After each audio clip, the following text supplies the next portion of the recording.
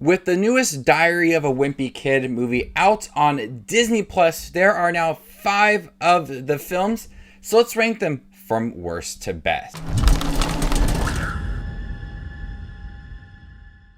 Welcome, movie watchers. Thank you guys for stopping by my channel. Today we're going to be ranking all 5 of the Diary of a Wimpy Kid movies from worst to best. Leave your list down below. How would you rank all 5 of the films? Coming in last place is Diary of a Wimpy Kid: The Long Haul. This film served as kind of like a reboot to the Diary of a Wimpy Kid series, had a whole new cast, was based on one of the stories, but lacked any of the charm of the previous 3 entries.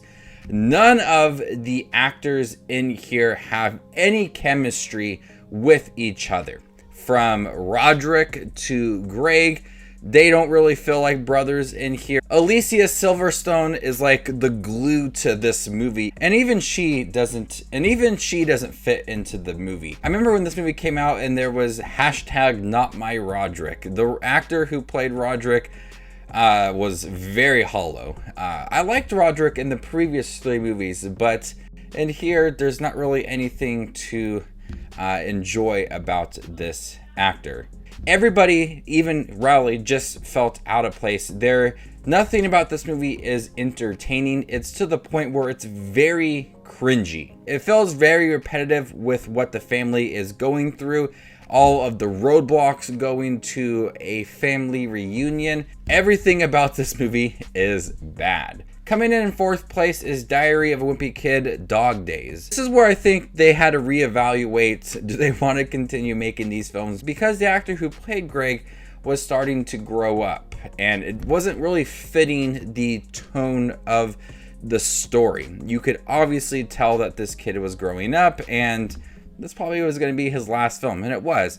It just really felt out of place with how quickly he was growing, and they were still trying to maintain some of that innocence to the film. There's a little more of a story compared to some of the previous entries to Diary of Wimpy Kid. Greg wants to enjoy his summer. He wants to play video games all day. Mom wants to have a book club. Dad wants him to play sports and do chores, but he goes off to a country club to enjoy his summer with Rowley. This movie feels very familiar to the previous 2 entries. It relies a lot on that slapstick humor to move the movie forward. There's many moments in here that just don't feel believable.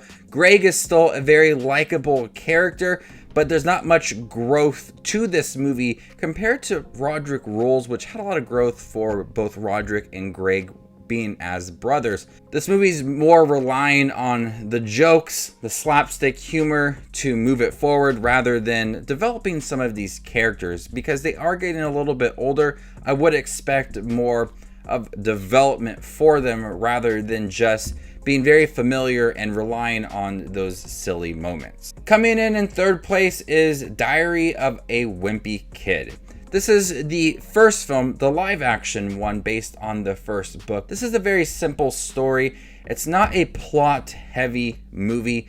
It's just Greg who wants to be popular. He's entering middle school. Rowley is still interested in little kid stuff. Greg thinks he's gonna be famous one day. So that's pretty much what this story is about as they are navigating middle school, and more of Rowley and Greg's relationship and how they are friends, conflicts along the way, how do they overcome it. I feel like that's the biggest part of this movie. Since the movie doesn't have that big plot, it allows for that relationship to feel very strong and have its ups and downs and makes it work.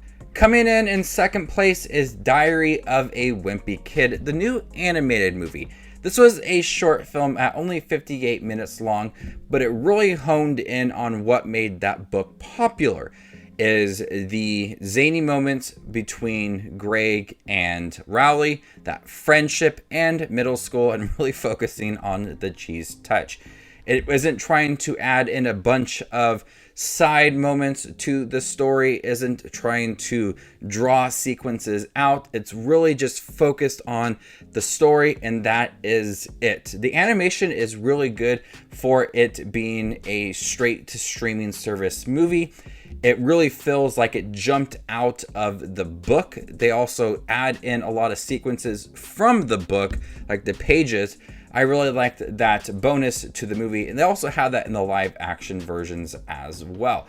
But since it was so short, we got straight to the point. We had the humor, we had the development. It took what I liked about the Diary of Wimpy Kid story, and I have read them before, and just brought it to a quick form that I would love to see again. I know they are planning on doing Rodrick Rules, which is my favorite one we're going to talk about in a minute, but I would like to see more of these developed in a short animated movie, maybe a couple times a year. For this movie was enjoyable. The voice acting was great, focused on that friendship, and it was a lot of fun. But coming in first place is Rodrick Rules. The reason I like this movie so much is that I am an older brother. I have a younger brother, and we used to argue quite often when we were kids. And so I could easily relate to this movie. Rodrick is constantly angry with Greg. They are always arguing. But what I liked about this movie is how endearing it is, and how they, by the end of this movie, start to understand each other and start to develop a bond. And I absolutely love that about Rodrick Rules, because I could kind of see me and my brother within this movie, and as we grew up, we started to form a bond and became a little closer to each other. And I saw that within this movie, and we got a lot more of Rodrick since it is Rodrick Rules. He is a very fun character. The actor handles the moment so well. He is naive, he acts like a teenager, he just handles that role so perfectly. There's a lot of zany moments within here, slapstick humor that works, but at its core, what makes this film so watchable is that relationship between Rodrick and Greg, and watching it develop throughout the movie. And by the end of it all, we get that bond that does feel very strong, and Greg reflects on it at the end, and that makes the film worth watching. I'm very curious about the animated movie for this. You definitely feel that chemistry between the actors and actresses within this film. So I like Rodrick Rules for personal reason, and it's the most enjoyable one of the bunch. So there you guys have it, all 5 Diary of a Wimpy Kid movies ranked worst to best. How would you rank them? Let me know in the comment section down below. Are you guys looking forward to more animated movies from this series? My name is Justin Watches Movies, and you guys stay classy, YouTube.